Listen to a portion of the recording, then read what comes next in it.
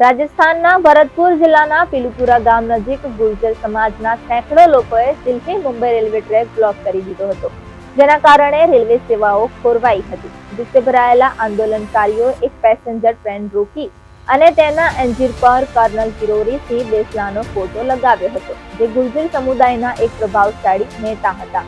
રાજસ્થાનના પિલુપુરા ગામમાં ગુર્જર મહાપંચાયત ખતમ થયા બાદ ગુર્જર સમાજના લોકો પિલુપુરામાં રેલવે ટ્રેક પર પહોંચ્યા હતા અને કોટા મથુરા પેસેન્જર ટ્રેનને અટકાવી દીધી હતી.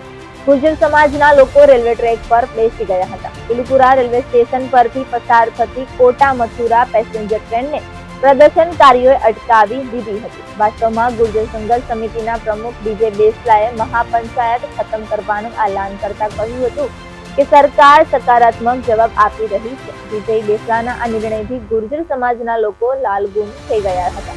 આ મામલે પ્રદર્શનકારીઓએ કહ્યું કે અમે વિજય બેસલાના નિર્ણયને નથી માનતા. પ્રદર્શનકારીઓએ રેલવે ટ્રેક પર જઈને બેસી ગયા હતા.